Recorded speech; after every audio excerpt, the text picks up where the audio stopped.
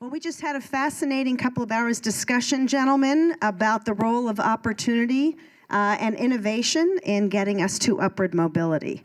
So we've got North Carolina Public Television watching us. We are live streaming. We've got some good friends in the audience. They are alert and they are ready to hear what you both think about the juxtaposition of national and state efforts. So Governor McCrory, let me just start with you. Thank you again for being here.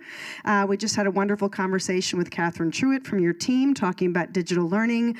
Great. She is just terrific, and we have, it's just so clear that the agenda here in the state is about really engaging and empowering people closest to our kids. There's some great stuff happening. I'd love to just ask you to tell us why you're so excited and why you've actually chosen to be an education governor, because you could be a lot of other things, but education has been on the top of your list since you got in. 7 terms in Charlotte. Did that help you, hurt you?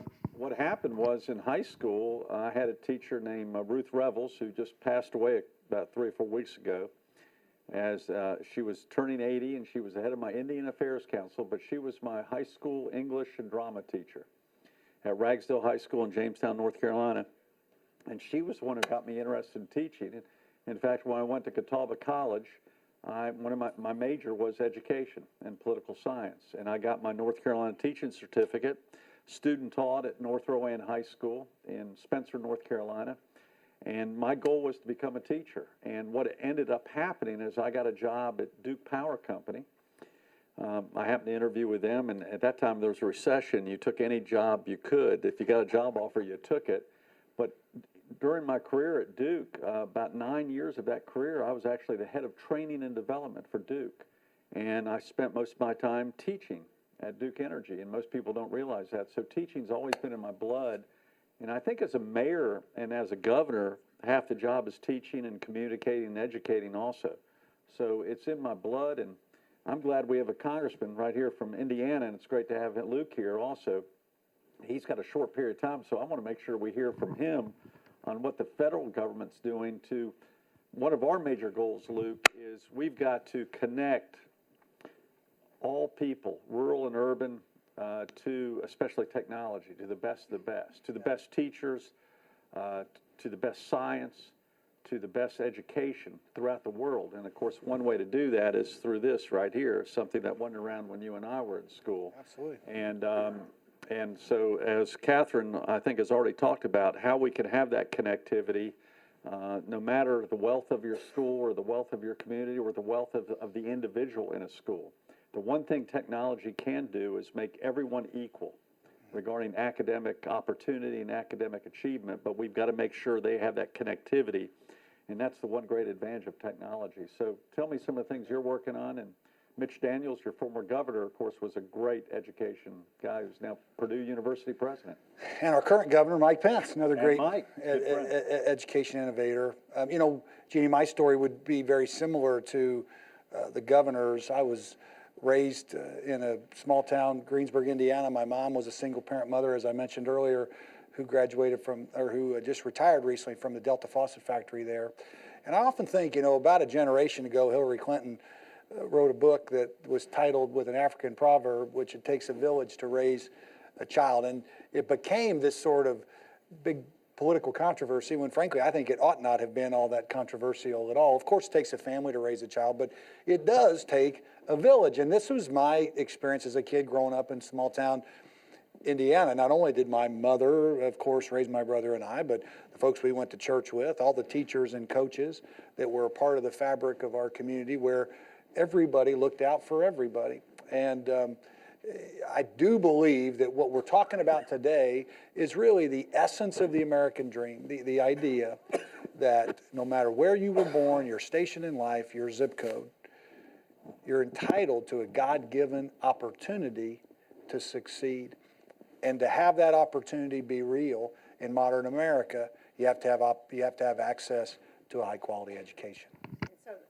So just turned it off. So that access, often is a fixture or a figment, if you will, of state law, but it also can be impeded or supported by Congress. So a little history here. When you and I were talking a few months ago, which kind of led to this forum, you said we're looking for new ways to support state and local innovation. And we talked a little bit about that almighty thing called the dollar. Or maybe not so almighty thing called the dollar, and how that money flows and supports innovation or doesn't. Answer Governor McCrory's, thoughts about what you guys can do if you had total control over the Education Committee and the leadership, and let's say the Senate too. What could you do to help states make sure that real digital learning, real outcomes, real choices were actually happening if that money could flow? So let's talk a little bit about what we did do in the recent passing of the Every Student Succeeds Act, which is the replacement of the No Child Left Behind law, which had to be one of the least popular federal laws in the history of the federal government. Nothing brings an applause line quite like repealing No Child Left Behind. It brought people together. It's a great title. Yeah, it is a great title, and it's a great concept. I think it's important to remember, right, the idea behind the law, which was that every kid in America would have a chance, that we wouldn't leave kids behind based on their zip code or their lot in life or whether they happen to have disabilities or the like, is an important principle. Unfortunately, a lot of the accountability principles that came with that law, the idea that we ought to keep track of teacher performance, we ought to look at schools and measure their performance and determine whether they're making the grade for our students, came with the big top-down bureaucratic set of mandates that weren't workable in many communities. So we were able to maintain those accountability provisions, but provide state and local access. That's a major victory of the legislation. We are able to provide some flexibility, 3% now. I'd like to see a lot more that came along with the law. The law encourages a much broader array of charter authorizers, which is important as well. To me, though, we're nowhere near as bold as we need to be. It is about 10 to 15% of what we spend as a nation on education comes from the federal government. And yet, way more than 10 to 15% of the regulatory burdens on local schools come attached with strings attached to those dollars. What I would like to see us do is look at programs that could block grant the federal dollars we have back to states where innovative governors, innovative superintendents, teachers, parents could use those dollars in the way they thought made best sense.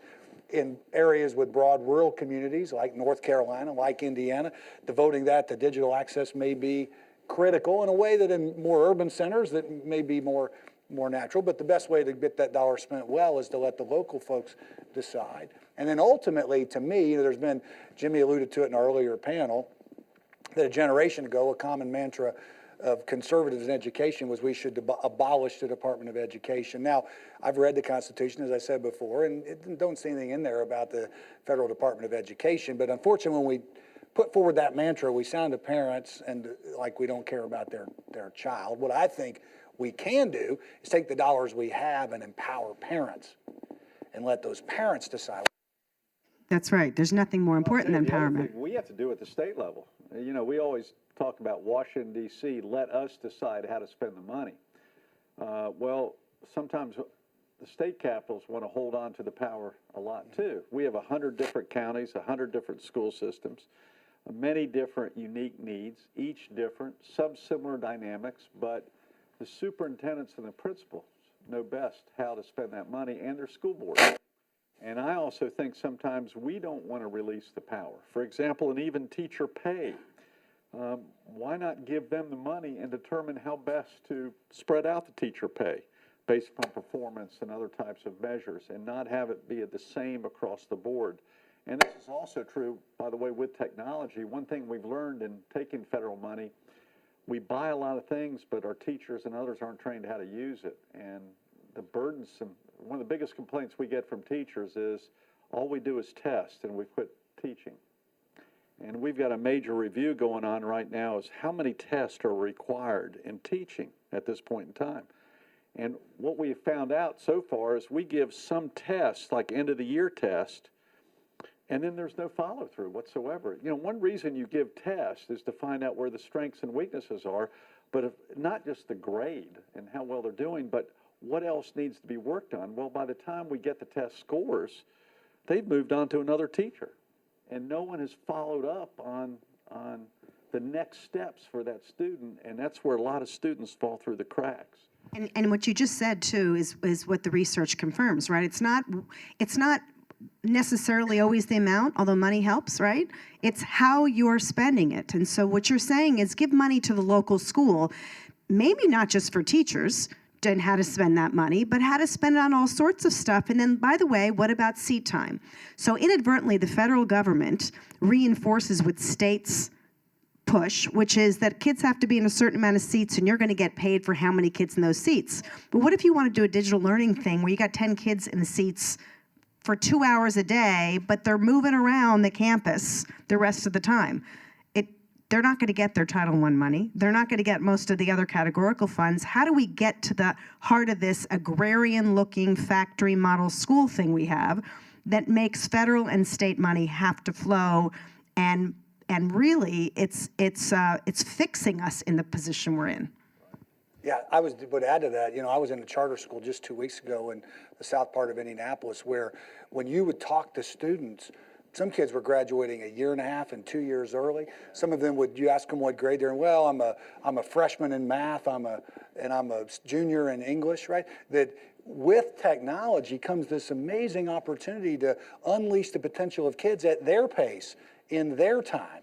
This old way, one of my kind of mentors in the world of education reform is a guy named Dave Adams, who's the superintendent in the Shelbyville school system, one of my home communities.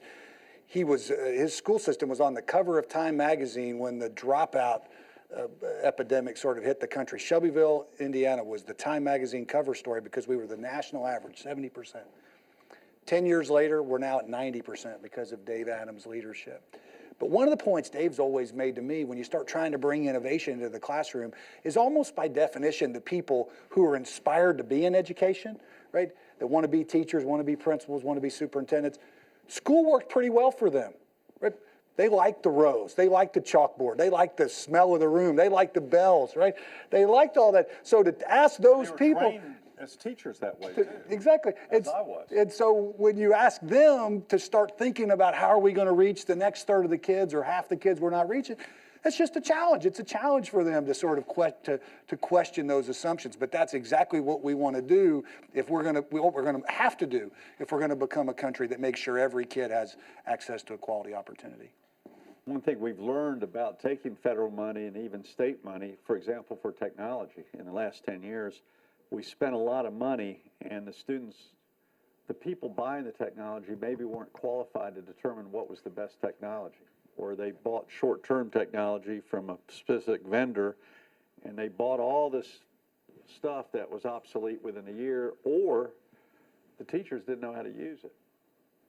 And that's one lesson we're learning. In fact, in my budget this year, we're proposing several $1 million for training teachers on technology, because what's the use of buying all this technology for teachers if the teachers who were trained like I was, technology wasn't around? So we've got to make sure they know how to use it, and also make sure they don't abuse it in a way.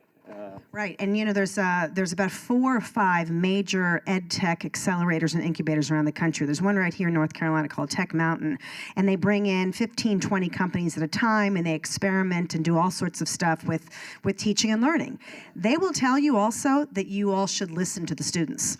Because when they go into a classroom or school and say, how does this work? It's the students who say, nah, that's not going to really do it.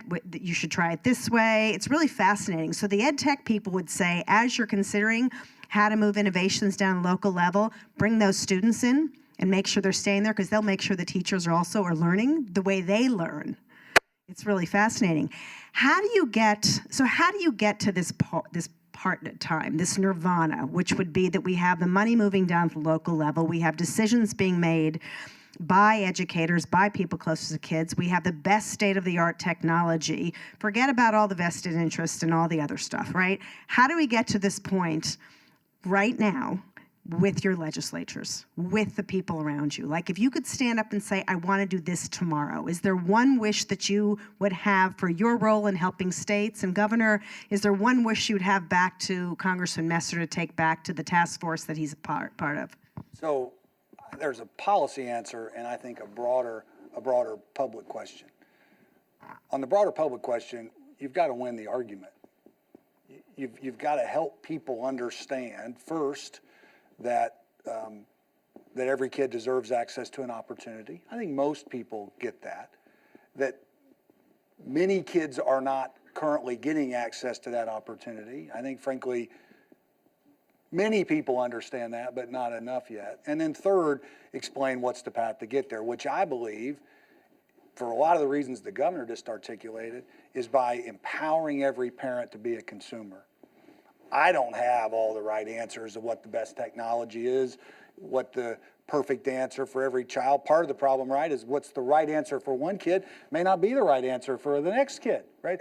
So the best way to create a system that provides that opportunity is to turn every family into a consumer. You know, here's the dirty secret about this broader choice question in America today. We already have school choice in America if you can afford it. If you can afford to move, if you can afford to pay for your child to have access to a better school if you don't like their current school, you already have that chance. The only real question is, what are we going to do for everybody else? What are we going to do as a nation for everybody who doesn't currently have access to that? One thing we could do at a federal level is rethink the way we use Title I dollars. You know, Title I grew out of a very different system. It's institutionally based, so that money comes to particular schools that have a high percentage of kids that might have low income challenges. Many kids are almost left out of the system, even if they're a low income family that happen to be in a school system where they don't meet those institutional thresholds. I think the fairest and best way to use that money is to figure out what it means to allow parents to have access to those dollars and help them. Making it portable. Yeah. Let me use two words that Ronald Reagan used when negotiated with Russia, or the USSR at the time, and that was trust but verify. And I think the federal government and state governments have to start trusting parents more and the students more in their decision-making capability. And if the students think, or if the parents think the best decision for their kids based upon their own unique situation is to go to a charter school, they ought to give them every opportunity to do that. If it's the best, if it's a home school, they ought to give them every opportunity. If it's that other traditional public school, we ought to trust their instincts for their kids. But we also need to verify that all those options are doing their job.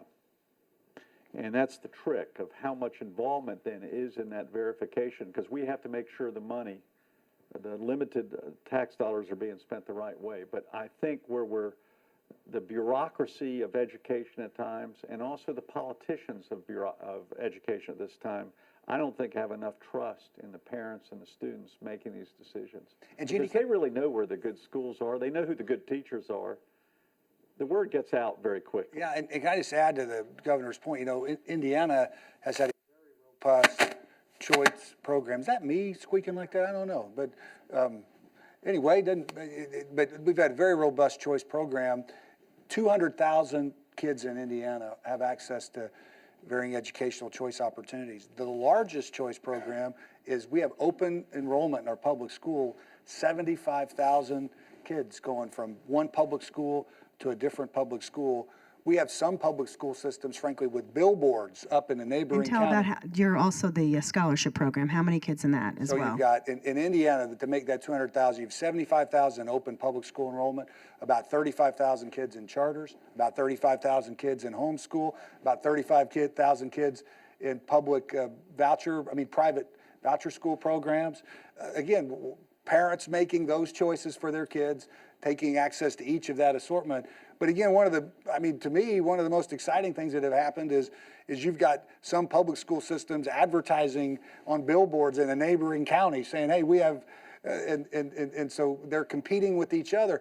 And while all of that happened, Indiana's graduation rate went from 70% to 89% over that same period. So the entire school system did better with the competition that came from those programs. You know, it's one of the most discouraging things, and I don't know if you have this in Indiana, but we do have this in North Carolina, for example, with some of our charter schools, is in order to get in the charter school, it's a lottery, it's gambling. And there's nothing worse than losing the lottery and a parent not getting the choice of school that they wanted. And I guess I think the most discouraging thing for me, as we provide more choice in schools, in traditional public schools, we're providing more choice now, from a magnet school to a special math school or art school to charter schools, and they have their specialty, to home schools. The worst thing is to have to be in a lottery for your child. Yeah, and I hate to hear that they have 70 slots open and they have 1,000 people on the waiting list. There's something wrong then, that we're not adapting to where the demand is wanting to go, the supply versus the demand. And if we see those numbers, that means the marketplace has to adjust very quickly. And I think one of the criticisms I have toward the education community is we don't adjust quickly to the supply and demand. How hard was that battle?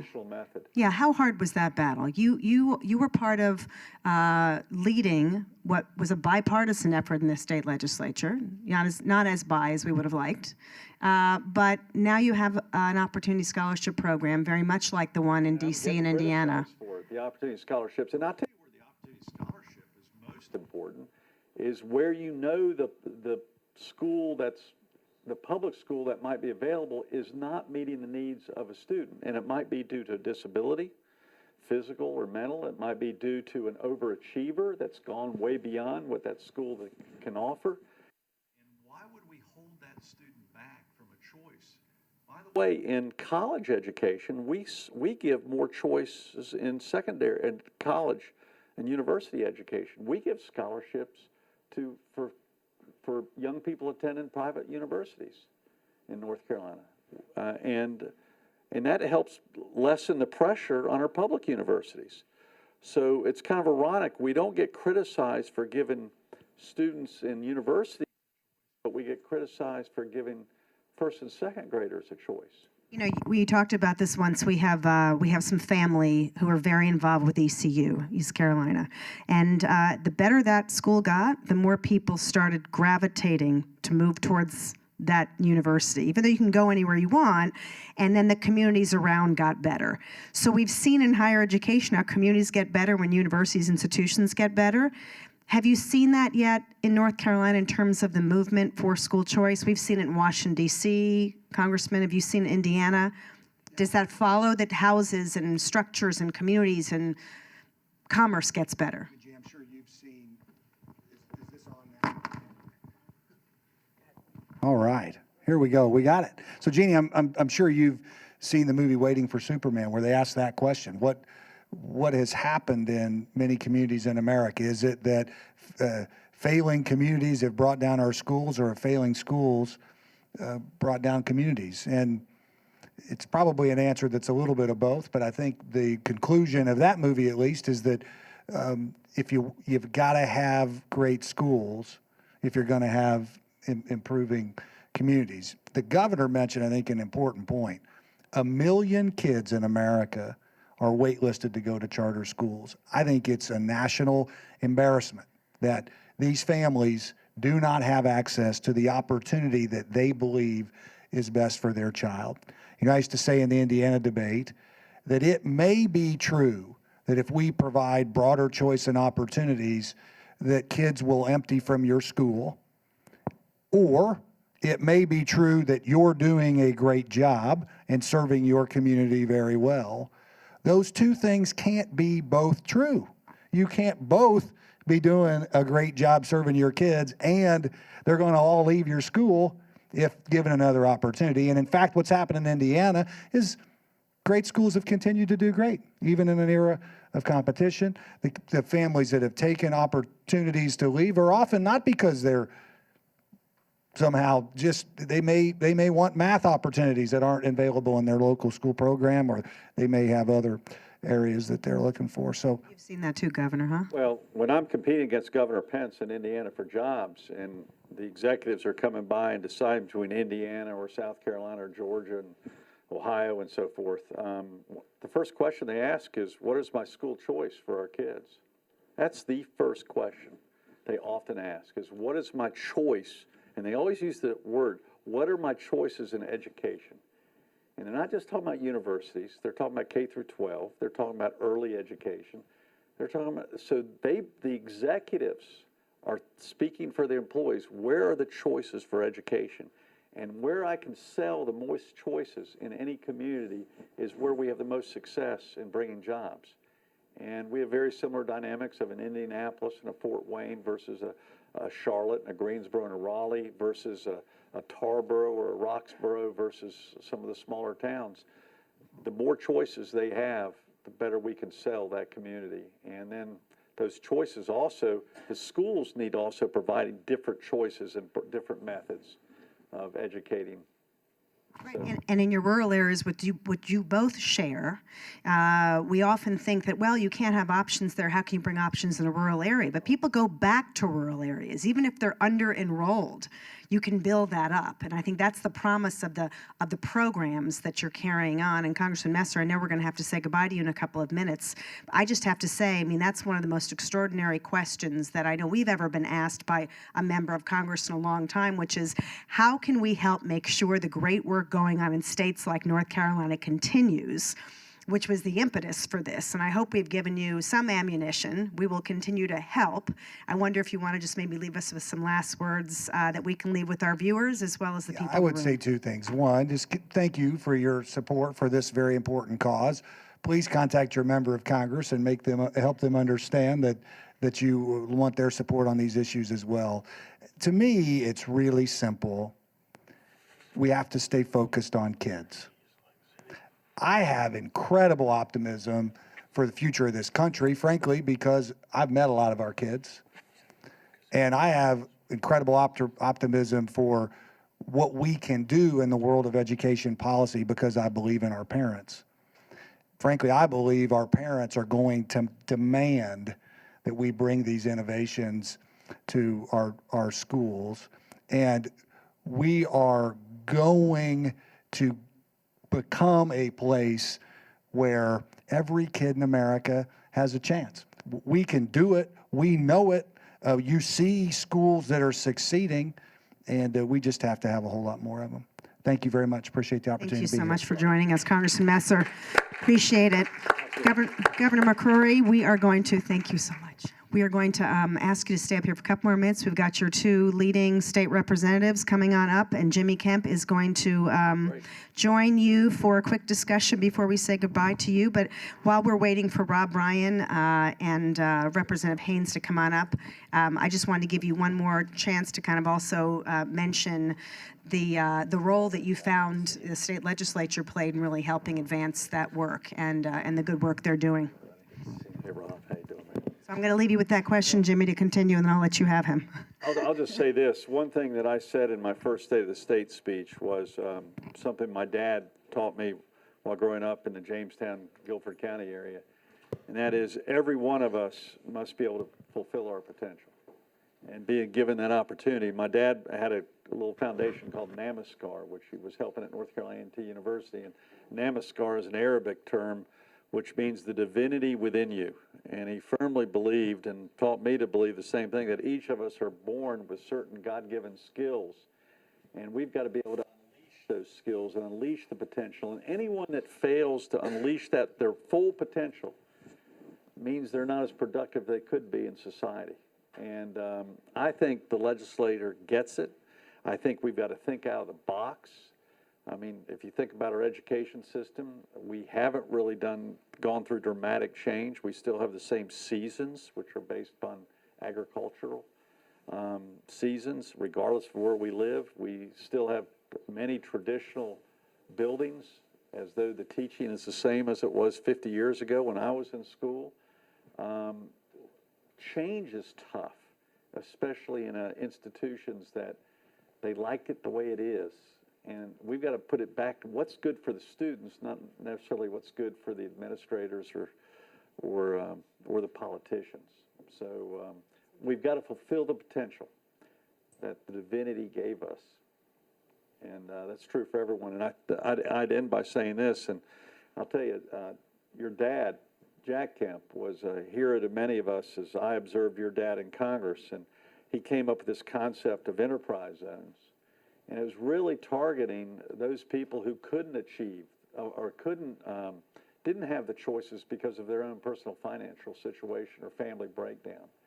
And that's where I think your dad was quite unique. And watching him when I was in high school and college was understanding that there are pockets in both urban and rural areas that we need to do even more to unleash the potential of these people, because they didn't have the advantages that I had growing up, and parents who would sit down and read to me and teach me and give me those options. And that's where we need to think out of the box. And Jack Kemp was a congressman who was one of the first people, I think, to think out of the box in the areas of education and also urban renewal and other areas.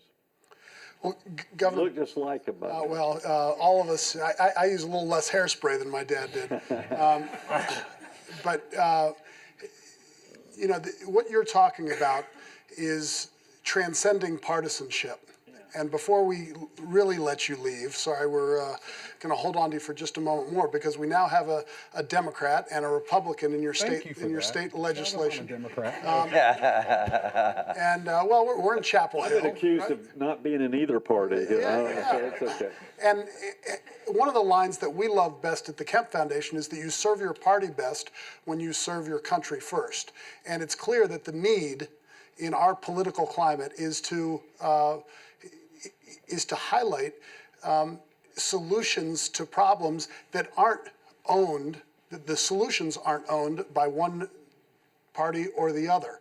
And so in this really unique national and state climate in which you're dealing, how do you think that on an issue like education and empowering families, whether it's through enterprise zones, what do you see are your priorities for engaging both sides of the aisle in education, or whatever you want to talk about it? What's your vision? One criticism I have of what's happened by both parties in the legislative system, both in Washington and at times in Raleigh, is there's not enough discussion among parties because everything's gone to the caucus. Yep. Rob, you know how I feel about this, is that the Democrats go to their caucus, the Republicans go to their caucus, and usually whoever's in the majority. I saw this when the Democrats are in control, and I see this when the Republicans are in control. They go in their caucus, and they get a consensus of their caucus, which is not necessarily a consensus of a broad spectrum of our state, bipartisan. And usually then when the caucus makes a decision, and again, both parties are guilty of this, they come out to the floor with their ideas with very little input. And I think this is not just true in education. I think it's true in many areas of government, but the federal and state levels, is that I don't think that's how the framers of our Constitution meant for government to work. They meant for different branches of government, but they didn't mean for these branches to have these silos of isolation of where all the people think the same way and only talk with each other. It's kind of the way our media's gotten too, where we have the conservative channel, the liberal channel, the whatever channel. Same with music stations. When I grew up, we used to listen to all the music on one station. So I think one thing that if we're going to trade ideas and think out of the box, we've got to hear from all people in the same room, and not just then have the formal public debate out in front, but have it more out in the open. And I think that applies to education a lot.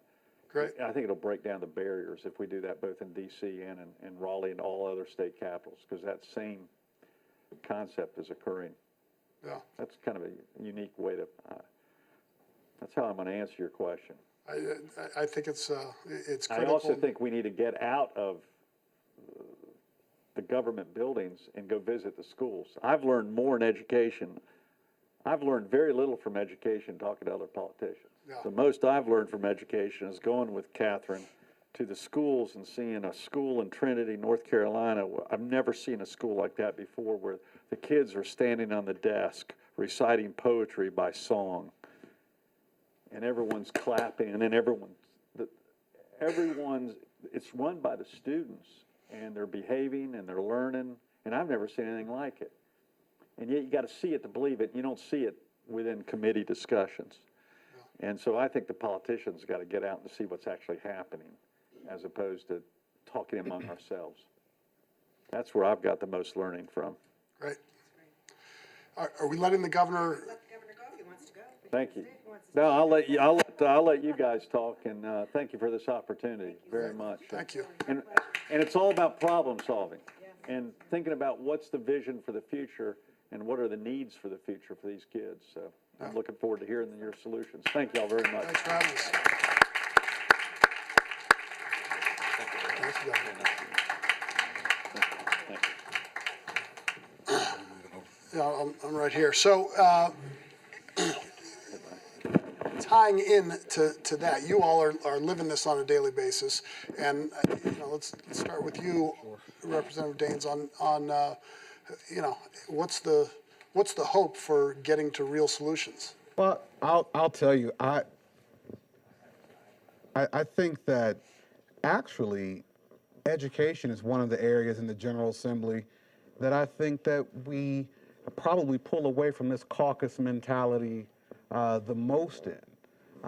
Yes, you have the most education experts almost anywhere else in the General Assembly in education because everybody went to school and everybody believes they're an expert because they went to school or rode a school bus or whatever it is. But I think as you look at the votes on the floor when it comes to a lot of our educational issues, you don't see these 27 vote gaps.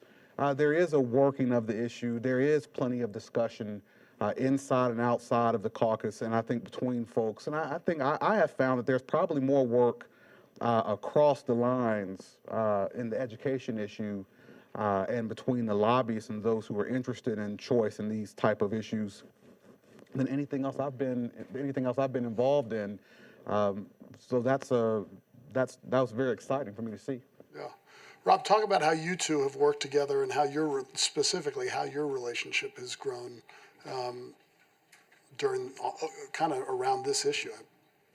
Yeah, I mean, it's actually been a lot of fun, and I can't remember when we started. Ed and I worked on the Opportunity Scholarship Bill together, and I don't even remember. I mean, we're also both lawyers. We had other things, and Tar Heel alum and fans, and had other connections. I think one of our first great experiences was I was having to park my car up in Winston for some reason. I was like meeting my wife and kids to go up somewhere else, and I said, "Hey, I'm looking for somewhere. Can I park my car at your house?" He's like, "Yeah, sure." And Ed took me for a drive all around Winston schools he had gone to. His dad, mom had taught at, and it was just a great experience. To the governor's point about when you actually, you go and you see neighborhoods, you see kids, you go to schools, you get a flavor for something real. And you build a real relationship with someone, and for the two of us, we've continued that. Any education bill I'm running, I like for it to be bipartisan. I think that helps, and so I'll go sit down and talk to Ed and say, "Hey, what do you think about this? I'm working on this. Think you could get on that?" He came to me recently with some other lawyer type bills and sat down and said, "Here, look these over. Tell me, can we move forward together on this?" I think it's been great because you, even when you think, well, what is somebody else going to say about that? How would their constituents feel about it? You have somebody to immediately bounce that idea off of and say, "Oh, okay, maybe you got some pressure there on that. Maybe I can do something to make it more, to get more bipartisan draw in by adding something to it." So. I think we've just developed a great friendship, and I think that leads to good legislating. And I think that's why you end up seeing multiple versions of bills, because I'll bring somebody in on a bill, and several other Democrats, and I'll say, "Hey, take a look at this, and I think this could be good for education." And we'll get that rural perspective, we'll get that urban Charlotte perspective, we'll get the perspectives of senators in Charlotte and senators in Raleigh. And it might be, listen, we can help move this in a certain direction, but for whatever reason, I might not be able to vote, this way this time, but let's make it the best, that we can. And you have to have a trust to do that. And, I have to be able to know that I'm not getting taken for a ride. And Rob has to know the same thing. And I think once you develop that relationship, you can do a lot of things around the edges, even in this party politic that we have to work in, right now. There's a lot of good that can be done, and I think you're seeing that especially among the younger generation of legislators that's coming through the General Assembly right now. Yeah. I'm partial to sports. The NCAA and higher ed, when you think about universities, and I've got a 17-year-old, so one of the thoughts in my head being here on Chapel Hill's campus is the cost of college. And I've got four boys who are preparing to put through college, and you have on higher ed campuses. And here at Chapel Hill, obviously there have been issues with sports. Sports is such an attraction. It's such a wonderful medium to help young people understand about the importance of education and academics, also to understand just how human relationships work. So when you're in the legislature together, in a sense, that's a team, right? And you can compete within the team. But just when you think about the issues around higher ed, and specifically in North Carolina, talk about higher ed issues, and I want you to also weave in your perspective on Division 1A athletics, which there are lots of discussions around paying athletes to play in college. They're already getting scholarships, but they can't travel home for the death of a friend. For a family member, they can. But there's so many issues around there, and it really exposes some of the hypocrisy in our system to young people, especially those who come from lower income backgrounds. So it's not a really well-framed question, but hopefully you all have opinions. I'm guessing you do. Are you gonna make me No, you start? go right ahead. It's funny when you started talking about the sports part. I remember this big argument in my house. I think my sister, my mom, and my dad and I all arguing about whether or not you should, pay college athletes. And, Where'd you come down? Strangely, my dad and I, and we often don't agree politically, but I think we came down on the side of paying them, and my sister and my mom were on the other side. And I think it was more a function, at least on some level, of saying you don't want there to be an incentive to need to get some other money somewhere else. I mean, I'm not into the weeds on what scholarships cover, but right. I'd rather them have enough to feel like they don't need to get enticed some other way. So, I don't know where that puts me. But I think, in North Carolina, we've had a long history of valuing our higher ed, and we've got loads of great universities. I mean, our funding for higher ed is, one of our K-12 struggles is we fund higher ed so much that and we keep our tuition so low and at our community college level and our university level that actually puts some pressure on our K-12. I think our institutions of higher learning have some of the same issues that K-12 has, and that they've got to think about what does a 21st century higher ed look like? How do we serve students? I mean, Ed and I have had loads of conversations about how do some of our, existing institutions that have great histories, how do they continue to serve and maybe broaden who they're serving? How do we do that? And we've got a pressure from the legislative side for them to do that, for them to be able to grow and continue as they are. They've got to be willing to change too. And we have to, listen, the University of North Carolina, I mean that from a system standpoint, is either the best or one of the two best university systems in the country, if not the world. And because of that, we certainly have an opportunity and a responsibility to maintain that status, and it does become difficult when we have these, what we're viewing as funding shortages in the K-12, piece. But a lot of it turns into access and what we're doing to make sure that our universities stay accessible.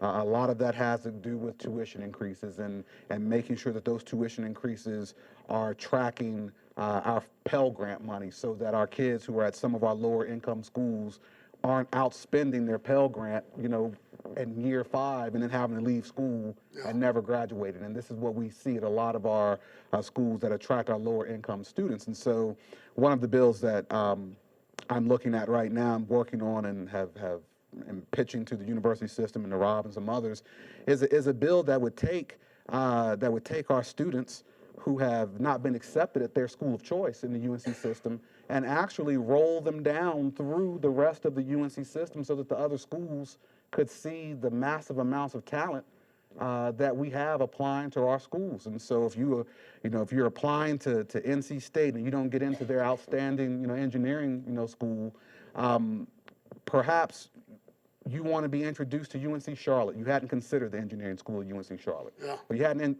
considered the engineering school at North Carolina A&T State University. And this program would basically be a master application system that would open up all of the university admissions officers to these kids who weren't accepted, maybe their school of choice.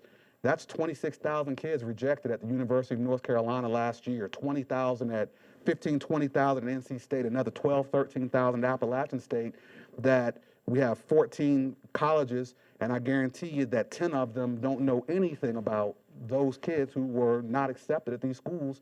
And I would venture to say that those kids don't know a lot about those schools either. And we have all these gyms, and we want to make sure that we use the capacity that we have, fill the coffers, fill the seats at these schools, and then we can really start getting a true sense of where we need to be and how we can continue to be more competitive as a university system. Yeah. Look, I think... and I believe you should pay athletes. You should pay I believe you should pay them, yeah. So it actually goes back to something that we talked about earlier. So if we are getting into an education world of specialization where we identify talents and we figure out, hey, you're really good at math and we can advance you. The social structure of our schools is so ingrained, as are the social structure of universities and kind of the expectations, but that's changing. And when we look at the innovation economy and the jobs that are out there, how many jobs are there in the U.S. right now that are available? 5-6 million jobs.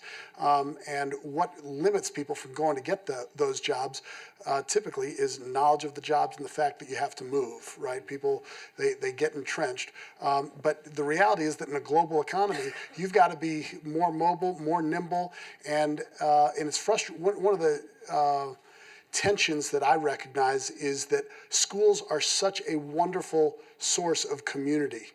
And it does, I can't remember who said it earlier, but it does take a community. It takes a village. I had 2 parents who loved me very much, but coaches had a huge impact on my life. So did teachers. And then the parents of other friends. And here's my point. If we're going to disrupt education, I think the place to start is sports. And I'm not sure that we should pay athletes whose education we're paying for. Sadly, I think, and I think this is sad, I think that Division I athletics is going to change because so much money is made, and it's not right to not in our free market, if we believe in capitalism, it's not right to not pay the athletes. And so things are going to change. We already have, the bowl system has changed, and you got the college football playoff, the big conferences are changing, and the ACC, it kills me how the ACC has changed.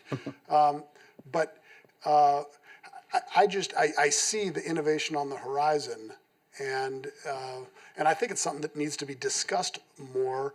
And sports is such a great way to engage people and help them understand that. Well, obviously it's a big money game. We understand, what the situation is. It's a multi-billion-dollar industry, And I think, frankly, when we talk about college athletics, and we're very lucky, once again, we're right here in the state of North Carolina.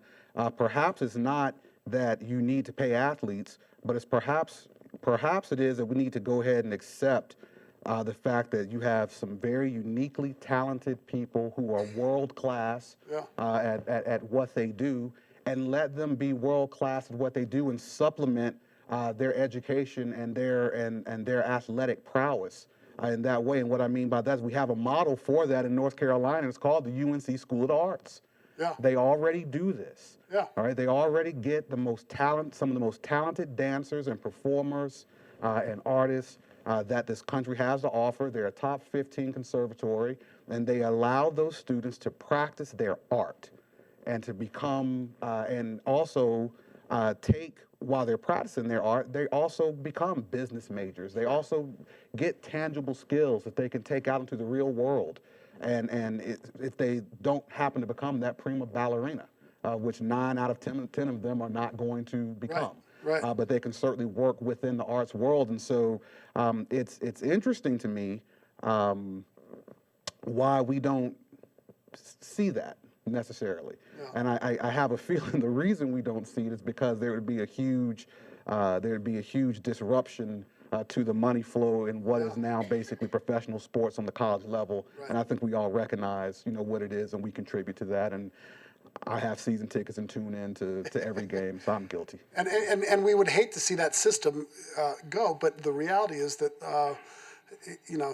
especially if you have an education system that is leaving people behind, and where you bring athletes in and take advantage of them, and then they're not prepared afterwards. That is really painful to see, and I think it sends a message throughout our school system to young people who idolize the players they see on TV and on the courts.